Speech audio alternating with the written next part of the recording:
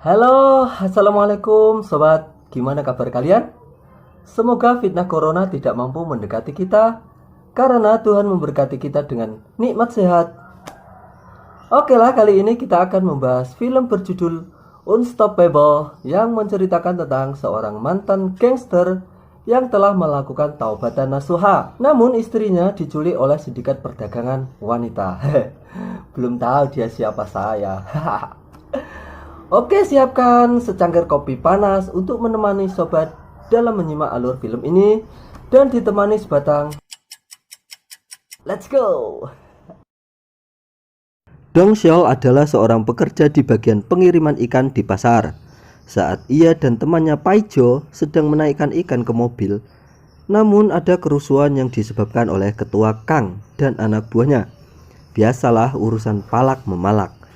Setelah itu ketua Kang mendekati Dong Sul dan Pai Jo yang ternyata ia adalah bosnya Dong Sul dan Pai Jo.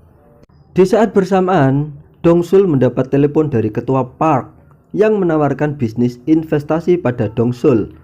Pai Jo menasihatinya karena Dong Sul sering ketipu dengan segala macam investasi selama ini.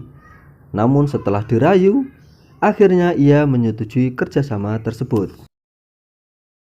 Dan cerita berpindah ke sebuah rumah yang pemiliknya sedang dihajar habis-habisan oleh Gitai dan anak buahnya, seorang rentenir sekaligus mucikari. Karena bapak ini tidak mampu membayar hutangnya, ia berkehendak membunuhnya dan mengambil asuransinya sebagai bayaran hutang. Di saat bersamaan, anaknya pulang dari pekerjaannya. Melihat kebeningan anak si bapak, Gitai tidak jadi membunuh si bapak, namun malah menculik anaknya. Scene berpindah pada seorang wanita cantik yang bekerja paruh waktu di panti jompo. Ia juga bekerja di warung warteg milik Mbok Katemi. Wanita cantik ini adalah istri Dong Sul bernama Jisoo. Saat pulang malam hari, di dalam mobil, Dong Sul menceritakan kerjasama investasinya dengan ketua Park. Namun Jisoo tidak setuju karena suaminya sering kena tipu, hingga ia harus ikut bekerja membantu mencukupi kebutuhan rumah tangga. Di saat mereka berdua masih berargumen di dalam mobil, tiba-tiba mobil mereka ditabrak dari belakang oleh mobil lain yang ternyata ditumpangi oleh Gitai yang menculik si gadis bening. Dong Sul segera turun dari mobil lalu menyuruh sopir Gitai untuk menjelaskan kronologinya. Namun si sopir tidak mau turun karena takut jika ketahuan bahwa di dalam mobil mereka ada wanita yang mereka culik. Akhirnya sopir Gitai melemparkan uang pada Dong Sul. Jisoo yang mengetahui itu langsung turun dan juga langsung melabrak si sopir. Melihat istri Dong Sul yang juga bening, Gitai turun dari mobil kemudian menghajar sopirnya. Lalu ia berpura-pura meminta maaf atas kelakuan sopirnya. Keesokan harinya, Dong Sul meminta gajinya kepada ketua Kang. Namun lagi-lagi ia hanya diberi setengahnya saja. Saat makan di minimarket, ia menceritakan hal itu kepada Pai Jo karena uangnya telah habis dipakai untuk investasi kepiting raja. Pai Jo beranggapan bahwa Dong Sul telah ditipu lagi, namun ia membantahnya karena ia telah lama mengenal ketua Park. Sesaat kemudian, HP Dong Sul berbunyi dan itu adalah panggilan dari ketua Park. Di dalam telepon ia menjelaskan bahwa kapal yang membawa kepiting raja telah ditangkap oleh pemerintah Cina karena melewati batas negara. Akhirnya Dong Sul merasa gelisah, ia bingung bagaimana menceritakan hal itu kepada istrinya. Malam harinya Dong Sul mengajak Jisoo makan di restoran untuk menutupi kebingungannya. Namun Jisoo tiba-tiba mengatakan ingin mengajak Dong Sul bercerai agar harta mereka tidak habis saat disita bank. Tentu saja Dong Sul tidak setuju, bahkan ia berkata bahwa ia telah menginvestasikan uangnya ke investasi kepiting raja. Hal itu membuat Jisoo semakin marah, kemudian pergi meninggalkan Dong Sul. Namun saat di rumah, Jisoo merasa menyesal, kemudian menyuruh Dong Sul segera pulang. Saat menunggu suaminya pulang, rumahnya disatroni tamu tak diundang, kemudian menculiknya. Sesaat kemudian Dong Sul pulang dan melihat rumahnya yang berantakan. Akhirnya pagi harinya Dongsul melaporkannya ke kantor polsek sambil membawa rekaman CCTV. Namun saat kejadian, CCTV tidak merekamnya karena telah dirusak. Saat keluar dari polsek, penculik Jisoo menelepon Dongsul agar tidak melaporkan hal itu kepada polisi, karena jika hal itu terjadi, istrinya akan dibunuh. Ia mengancam sih. Lalu ia mengajak ketemuan dengan Dongsul di sebuah tempat. Akhirnya Dongsul segera menuju tempat yang ditunjuk oleh si penculik. Sesampainya di sana, Dongsul dipersilakan duduk di tempat yang sudah dipesan. Kemudian si penculik menyuruh mengambil tas yang ada di kursi sebelahnya, yang ternyata berisi uang. Sampai di sini saya itu mikir, kenapa di film-film itu penjahat selalu pekok ya? Jelas-jelas di film ini Jisoo ingin dijual, tetapi suaminya dikasih uang. Aduh. Lanjut ceritanya guys. Saat Dongsul menengok, ia curiga dengan seseorang yang juga sedang menelpon. Ia segera berlari mengejarnya karena mengira orang itulah yang menelponnya. Ia menyuruh Paijo untuk mengejarnya. Namun saat dites dengan telepon, ternyata itu bukanlah penculik istrinya. Dongsul pun meminta maaf. Singkat cerita, uang itu ia berikan kepada polisi sebagai barang bukti. Aneh lagi kan ceritanya? Uang dikasihkan ke polisi. Saat Dongsul melihat foto-foto wanita hilang di kantor polisi, ia baru menyadari jika polisi di sana lamban dalam menangani kasus orang hilang. Maka ia pun berinisiatif untuk mencari istrinya sendiri. Karena sudah tidak memiliki uang, ia pun menemui ketua Kang untuk meminta kekurangan gajiannya.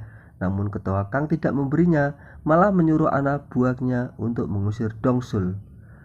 Namun mari kita lihat apa yang terjadi. Ternyata Dongsul jago berkelahi men. Ia menghajar semua tukang pukul ketua Kang, hingga akhirnya ketua Kang memberikan uang gaji yang ia tahan kepada Dongsul. Setelah Dongsul mendapatkan uang, ia dan Paijo menemui detektif bernama Ngap.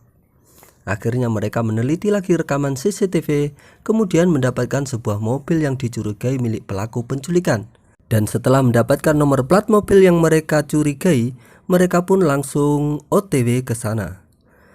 Choi adalah pemilik mobil, namun ternyata mobilnya sudah ia jual seminggu yang lalu di tempat judi karena ia kalah. Akhirnya mereka pun bergegas menuju tempat judi itu dan langsung menemui pemiliknya serta menanyakan tentang mobil tersebut. Karena mencurigai Dongsul dan teman-temannya sebagai detektif, pemilik tempat judi itu memanggil anak buahnya untuk mengusir mereka. Ngap yang sok-sokan menjadi superhero menyuruh Dongsul dan Paijo diam saja, karena dia sendiri yang akan melawan anak buah pemilik tempat judi tersebut. Namun ternyata ia hanyalah kancil di tengah-tengah harimau-harimau lapar. Dasar noob, beban. Melihat hal itu, Dongsul pun maju, mengebiri mereka satu persatu.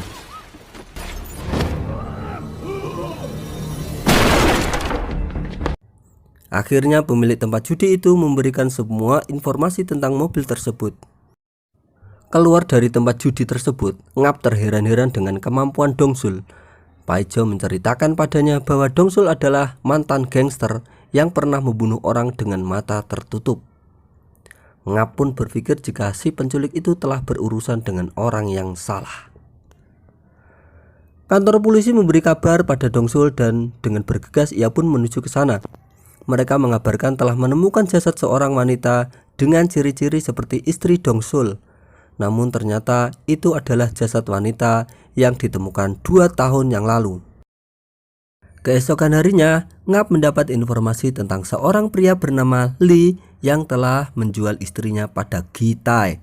Mereka pun dengan gercep mendatangi Lee dan bertanya langsung padanya. Yang ternyata ia menyesal karena telah menjual istrinya yang saat itu sedang sakit pada Gitai. Akhirnya Lee memberikan sebuah catatan petunjuk untuk Dongsul yang mungkin akan berguna untuknya. Akhirnya Dongsul mendatangi alamat yang ada di dalam catatan pemberian Lee, yang ternyata adalah alamat sopirnya Gitai yang saat itu telah menabrak mobil Dongsul. Karena sopir itu tampak selengean, maka dihajar oleh Dongsul.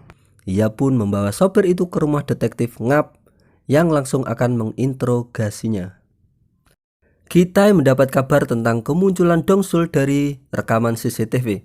Ia segera menelepon Dongsul dan menyuruhnya untuk membunuh si sopir karena sudah tidak dibutuhkan lagi. Kitai mengancam akan membunuh Jisoo jika Dongsul tidak mau melakukannya. Melihat istrinya dicelup-celupin ke dalam air, Dongsul segera mencekik si sopir hingga koit. Setelah melihat si sopir modar, Kitai menyuruh Dongsul untuk mengembalikan uangnya guna menukar dengan Jisoo. Setelah itu VC ditutup. Detektif Ngap dan Paijo menjadi panik melihat Dongsul membunuh pria itu. Namun Dongsul memukul sopir itu hingga sadar karena Dongsul hanya menekan urat saraf di leher si sopir yang membuatnya pingsan saja. Setelah itu si sopir ini memberitahukan tempat di mana bosnya menyekap para wanita. Dongsul pun bingung memikirkan bagaimana ia mengambil uang kita yang telah ia serahkan ke kantor polisi. Untung ada detektif Ngap yang mempunyai rencana. Paijo dan Ngap berpura-pura menjadi jaksa agar bisa masuk ke dalam kantor polisi, sedangkan Dongsul menunggu di luar. Namun ternyata rencana itu tidak berjalan dengan lancar, bahkan mereka hendak ditangkap. Mengetahui itu, Dongsul yang berada di luar meledakkan salah satu mobil polisi untuk mengalihkan perhatian. Hingga akhirnya mereka pun berhasil membawa tas itu kembali. Di markasnya Kitai sedang menghajar anak buahnya karena telah menganiaya dagangannya yang berharga mahal. Di saat itu Dongsul menelepon guna menanyakan tempat untuk bertemu. Lagi-lagi Kitai mengancamnya jika ia membawa polisi. Kitai menyuruh Dongsul datang sendiri. Sedang ia telah mempersiapkan Algojo untuk menghadapi Dongsul. Di dalam penjara, Jisoo mengajak temannya untuk melarikan diri melalui celah jeruji.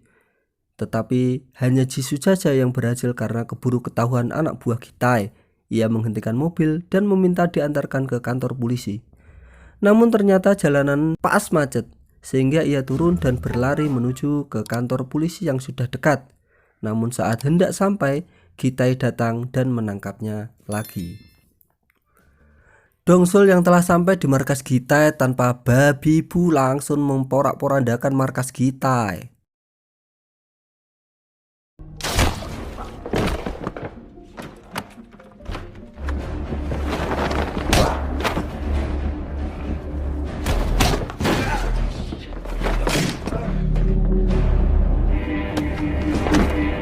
Sedang Paijo dan Ngap di luar membebaskan wanita yang hendak dijual.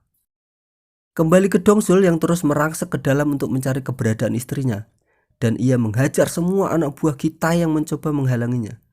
Namun Dongsul terlalu OP men, membuat anak buah Kitai tak mampu melawannya.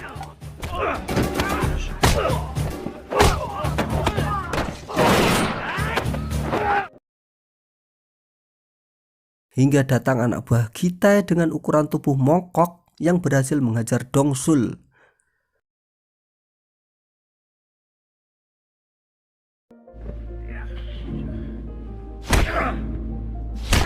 Namun dengan sisa tenaganya, Dongsul mengangkat tubuh anak buah Kitai lalu mengecepkan batok kepalanya ke atap. Plus satu pukulan yang membuatnya tumbang. Sesampainya di penjara, ia melihat jendela jeruji besi telah bengkok dan ia beranggapan istrinya telah berhasil melarikan diri. Lalu ia pun pergi hendak mencari keberadaan istrinya. Sesaat kemudian, polisi menggerebek markas Kitai atas laporan Ngap dan juga Paijo. Saat di jalan, mobil Dongsul berpapasan dengan mobil Kitai. Melihat itu, Dongsul langsung menabrak mobil Kitai. Namun saat mengetahui istrinya yang ada di dalam mobil Kitai, ia menahan diri dan terus mengejar mobil Kitai. Karena tak jua berhenti, akhirnya Dongsul menabrak mobil Kitai dari belakang dan membuat mobil itu oleng. Untuk melindungi mobil itu jatuh, Dongsul menahan dengan mobilnya hingga mobilnya yang terpental keluar menabrak pembatas jalan. Kitai yang emosi menghampiri mobil Dongsul dengan membawa kapak dan hendak membunuh Dongsul.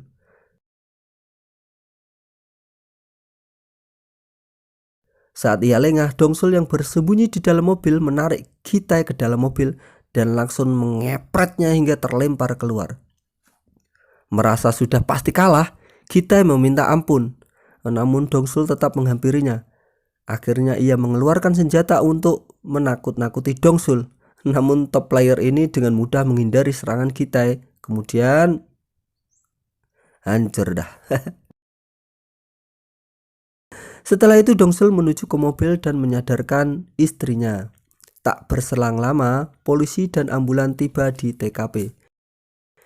Kejadian itu pun diliput di TV, di mana polisi telah menemukan markas perdagangan wanita, dan semua itu terjadi berkat bantuan Dongsul and the Gang. Di akhir cerita muncul berita bahwa kapal yang ditahan Cina telah dilepaskan. Kapal yang membawa kepiting raja, di mana Dongsul berinvestasi di dalamnya. Nampak Dongsul dan istrinya keluar dari mobil dengan pakaian mewah menuju restoran kepiting tersebut, yang ternyata ia kini menjadi pemilik restoran itu. Nampak Paijo dan Ngap sedang di sana, merekalah yang mengelola restoran itu. Dan film pun tamat. Happy ending.